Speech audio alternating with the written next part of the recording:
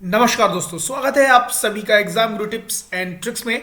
तो आपके सामने लेके आ गया हूं रेलवे ग्रुप डी की परीक्षा के दृष्टिकोण से बहुत इंपॉर्टेंट गणित के 25 क्वेश्चंस। गाइस, ये ऐसे क्वेश्चन हैं जो प्रीवियस ईयर में पूछे गए हैं ग्रुप डी में और बहुत ही छटे हुए क्वेश्चन हैं। तो वीडियो के अंत तक देखना, सारे क्वेश्चन ट्राई करना और वीडियो एंड होने के बाद अपना जो स्कोर है उसको जरूर शेयर करना। मैं जरा देखूं तो कितना स्कोर कर पा रहे हो।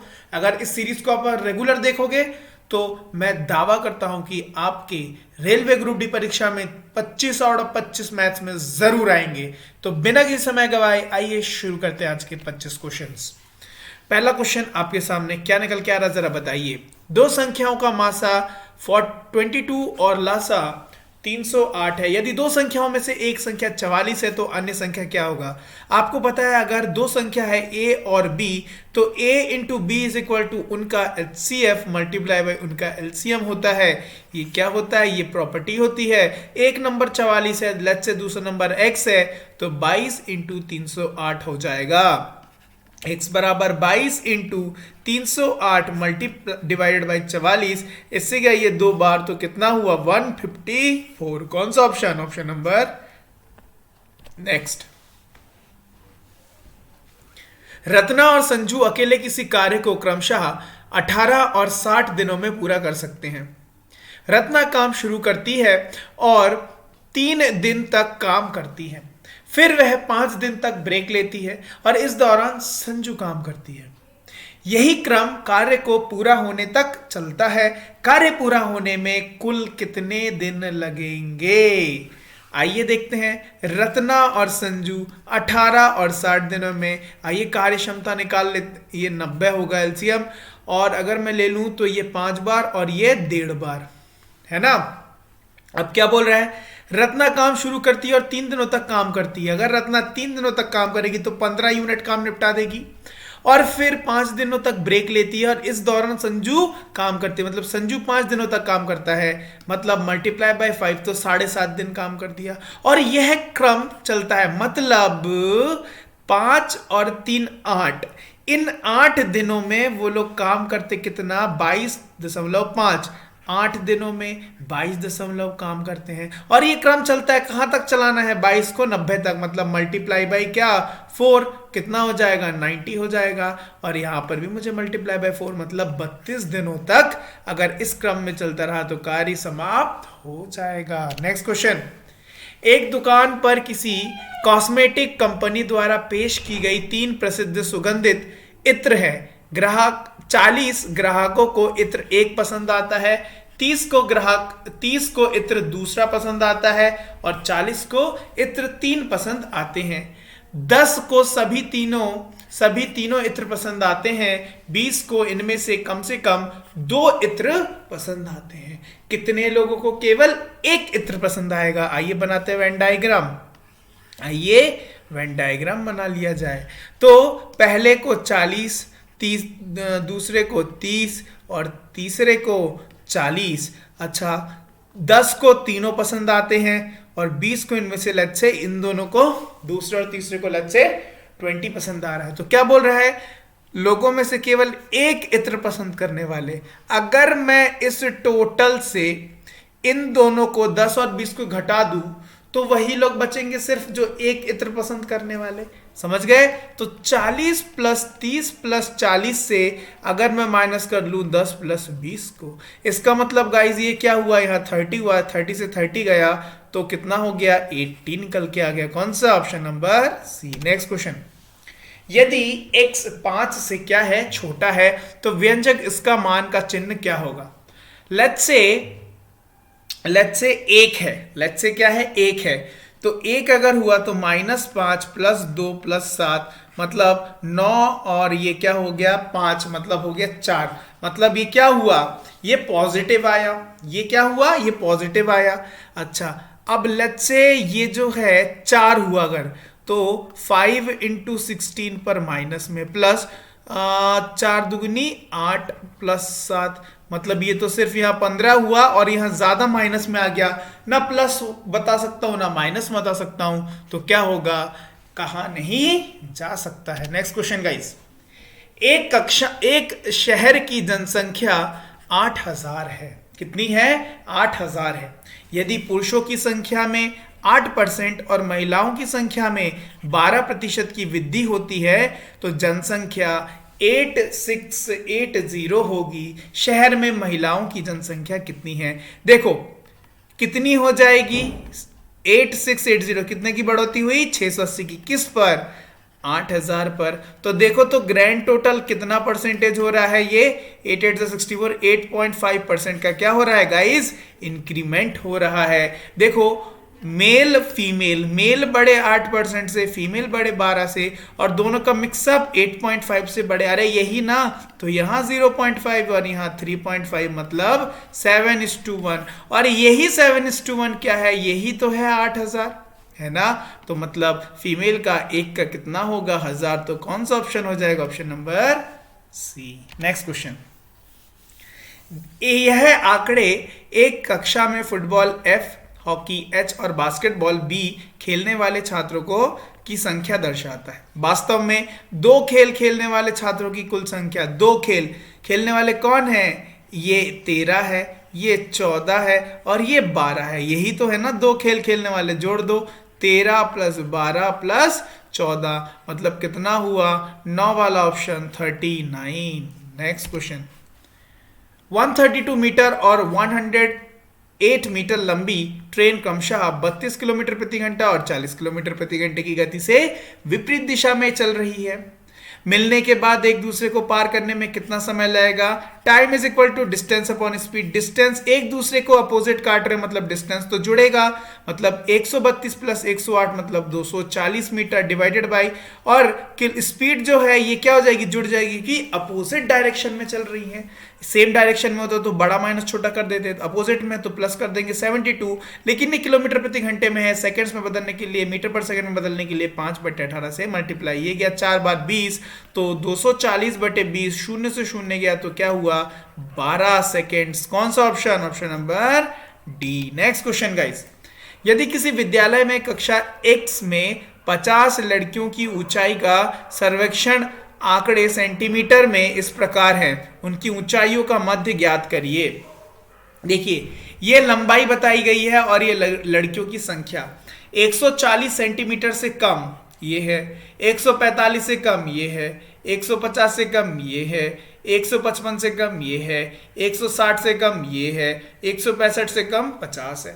तो बस अब इनका मध्य निकालने के लिए मुझे क्या करना पड़ेगा? 140 × 4 प्लस यहाँ 145 × 11 प्लस 150 × 29 प्लस 155 × 40 प्लस 160 × 46 प्लस 156 × 50, और इन सब को मुझे किससे भाग देना होगा? डिवाइडेड बाय 4 + 11 + 29 + 40 + 46 और प्लस 50।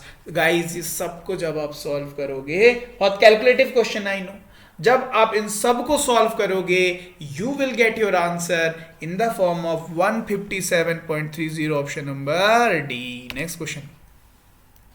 एक किसान का आयतकार फील्ड 250 मीटर लंबा और 380.5 मीटर चौड़ा है। वह विभिन्न प्रकार के चावल बुआई की अपेक्षा करता है जो प्रति हेक्टर 30 क्विंटल पैदा करेगा और यह बाजार में 120 प्रति क्विंटल पर बेचेगा। उसकी अपेक्षित आय की गणना करिए। आइए देख लेते हैं। तो उसका जो रेक्टेंगुलर आयतकार फील्ड है 250 × 380 इसकी डायमेंशन से, तो एरिया अगर मैं निकालूंगा तो दोनों को मल्टीप्लाई कर दूं, 250 × 380.5। अरे बताओ हाँ कि ना? ठीक है, दोनों को मल्टीप्लाई करूंगा तो कितना आएगा? 92125। अच्छा ये क्या बोला है? जो प्रति हेक्टर, ये तो क्या निकला? ये मीटर स्क्वायर में, हेक्टर के लिए क्या करना पड़ेगा? 10,000 से भाग दे देना पड़ेगा, मतलब 9.2125 ये हो गया ये हेक्टर। और प्रति हेक्टर की कीमत कितनी है? 30 है ना? 30 क्विंटल पैदा करेगी, तो इसका मतलब कितना पैदा करेगी? 9.2125 × 30। अरे हाँ कि ना? सो 285.375, और हर हेक्टर का, हर क्विंटल इतना क्विंटल पैदा करेगी और एक क्विंटल की कीमत 620 है, तो मल्टीप्लाई बाय 620, तो ग्रैंड टोटल निकल जाएगा कि नहीं निकल जाएगा? 176,932.5। तो कौन सा ऑप्शन 176932 ऑप्शन नंबर ए हो गया राइट आंसर। नेक्स्ट क्वेश्चन, नल ए बी एक टैंक को क्रमशः 5 घंटे और 20 घंटे में भरते हैं। नल सी भरे हुए टैंक को 10 घंटे में खाली कर सकते हैं। यदि तीनों नल को एक साथ खोल दिया जाए तो टैंक को पूरा भरने में कितना समय लगेगा? ए बी सी तीन नल है, ये 5 घंटे में भर सकता है, ये 20 घंटे में, और ये पूरे भरे हुए टैंक को 10 घंटे में खाली कर सकता है। एलसीएम लेट से 20 है, इसकी एफिशिएंसी जो है 4 होगी, इसकी 1 होगी, इसकी -2 होगी। तीनों के एक साथ चलाना है, मतलब 5 से 2 गए 3, टोटल काम 20/3 घंटे। कौन सा option? D. Next question easy, NTPC में भी बहुत बार पूछ रहा है ये क्वेश्चन। नेक्स्ट क्वेश्चन देखते हैं। ए और बी किसी कार्य को पूरा करने में अलग क्रमशः 25 और 45 दिन का समय लगाते हैं। ए ने अकेले कार्य करना शुरू किया और कुछ दिन बाद बी के साथ कार्य करने लगा। एक सेकेंड, ए ने अकेले कार्य करना शुरू किया और कुछ दिनों बाद बी के साथ कार्य करने लगा। कार्य को पूरा होने में कुल 20 दिन लगे। बी ने कितने दिन बाद कार्य शुरू किया? मतलब ए और बी है जिनको उसी काम को करने में कितना समय लग रहा है? ए और बी है 25 और 45, एलसीएम 225। इसका मतलब ये कितनी बार? 9 बार, और ये कितनी बार? 5 बार। ठीक है, अब क्या बोल रहा है? ए ने काम को शुरू किया लेकिन कुछ दिनों के बाद बी ने उसको ज्वाइन कर लिया, जिससे जो पूरा काम है वो 20 दिनों में हो गया। ठीक है, पूरा 20 दिनों में हो गया, तो बी जो है पूरे काम को अकेला कितने दिनों में कर सकता है? आप मुझे एक बात बताओ, अगर बी ने कितने दिनों बाद ज्वाइन किया वो पूछ रहा है, कुल अगर उन दोनों ने मिलकर जो है काम करके 20 दिनों में काम किया, अगर बताओ लेट्स से मैंने माना ए और बी शुरू से ही काम कर रहे हैं, तो दोनों मिलकर एक दिन में कितना काम कर लेते? 14। 20 दिनों में कितना काम कर लेते? 280। लेकिन काम कितना होना था? 225। मतलब कितना ज्यादा हो गया? ये 55 ज्यादा हो गया। अरे यही जो 55 ज्यादा काम हुआ है, इस हिसाब से इसी को तो ना माइनस करना है 225 तक पहुंचने में, और ये एक्सेस का मैंने किससे करवा लिया? बी से करवा लिया, 5 है ना, बी से करवा लिया मैंने, इसकी एफिशिएंसी थी 5। अरे समझ में आया? मैंने क्या मान लिया? बी शुरू से ही काम कर रहा है, लेकिन ओरिजिनलिटी में, तो ओरिजिनल में क्या हुआ? बी तो कुछ दिन बाद किया ना, तो उस कुछ दिन बाद पता करने के लिए उसकी एक दिन की एफिशिएंसी 55 है और एक्स्ट्रा काम 55 हो गया है, 5 है, एक्स्ट्रा काम 55 हो गया, तो डिवाइडेड बाय 5 करूंगा तो 11 दिन उसने एक्स्ट्रा काम कर लिया था। तो मुझे पता चल गया कि जो 11 दिन में है बी अकेले, तो जो बी ने कितने दिन बाद कार्य करना शुरू किया? तो कितने दिनों बाद? 11 दिनों बाद। ऑप्शन नंबर नहीं, क्वेश्चन में बोला था बी ने कितने दिनों बाद कार्य करना शुरू किया ना, अकेले कितने दिनों में नहीं, कितने दिनों। What is happening over here?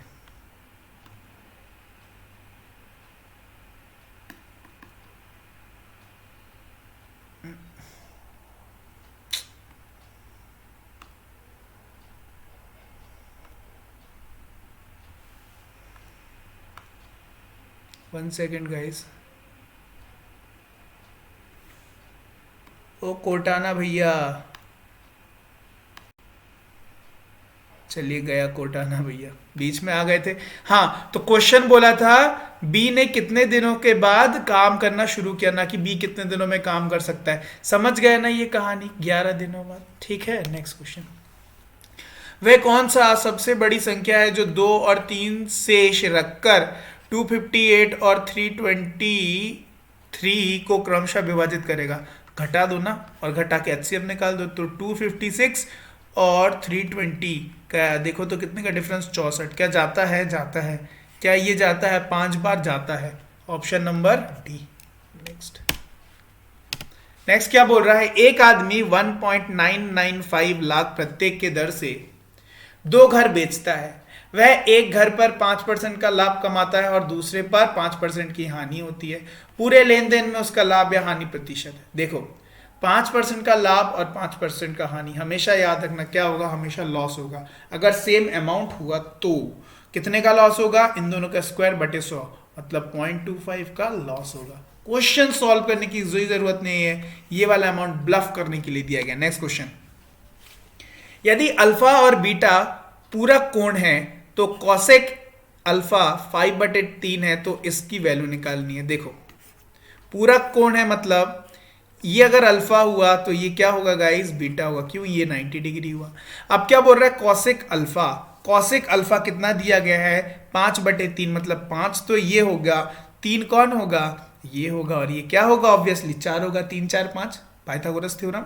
बस खेल खत्म। अब इसकी वैल्यू निकालनी है। Sine alpha 3/5 multiply by cos beta 3/5 minus cos alpha 4/5 multiply by sine beta 4/5। तो क्या हुआ? 3 3 के 9/5 माइनस 16/5, तो क्या हो गया? -25 है ना, तो -7/25, option number C. Next question, अरे इसका मान निकालना है। चलो 27 और 27 54 और 10 64 और 28 से क्या माइनस करना है? 27, कितना आएगा? 40। नेक्स्ट, दो भाई मिठाइयों की एक दुकान चलाते हैं। वर्ष के अंत में उनका लाभ उनके प्रारंभिक निवेश 50% था। वर्ष के प्रारंभ में उन्होंने 4 लाख का निवेश किया था। तो भैया निवेश का 50% लाभ था, तो लाभ कितना हो गया? 2 लाख। कितना हो गया? 2 लाख हो गया। और औसत तौर पर प्रत्येक तिमाही मतलब क्वार्टरली मतलब डिवाइडेड बाय 4 कितना कमाते हैं? तो 50,000 कमाते हैं। कौन सा ऑप्शन? नेक्स्ट क्वेश्चन, 5929 का वर्गमूल 5929, आखिरी में 9 है तो या तो 3 3 जा या 7 7 जा। अब यहां जरा देखो 59 है, 7 7 जा 49, 8 8 जा 64 तो ज्यादा हो गया, तो यहाँ 7 यहाँ 7, तो या तो 73 होगा या 77। अब देखो बीच में आ रहा 75 का स्क्वायर कितना होता है? 7 8 जा 56 25। अब देखो ये जो नंबर है 56 25 से ज्यादा है क्या? अब जी हाँ ज्यादा है, तो कौन सा ऑप्शन हो जाएगा ये? अगर कम होता तो 73 हो जाता, option number B. Next question, एक पिता 2 3 4 5 की राशि को अपने 3 पुत्रों में इस प्रकार से विभाजित करता है कि सबसे बड़े पुत्र को राशि का 5वां हिस्सा मिलता है और शेष भाग को अन्य दोनों पुत्रों में 3:4 में विभाजित करता है। तीसरे पुत्र को कितना राशि मिलेगा? ग्रैंड टोटल अमाउंट कितना था? 2 3 4 5। 2 3 4 5 का 1/5वां हिस्सा कितना होता? तो जरा देखें तो 4 जा 3 4 6 जा 9 जा, तो बड़े वाले पुत्र को first second third, let's say first वाला बड़ा है तो कितना दे दिया? 469 दे दिया। लेफ्ट जो अमाउंट है कितना हुआ?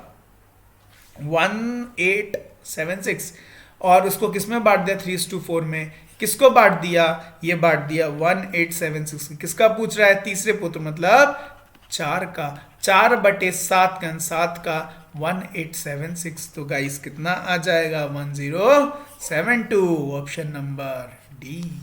नेक्स्ट क्वेश्चन, एक्स वाई एक साथ 12 दिनों में एक कार्य खत्म कर सकते हैं।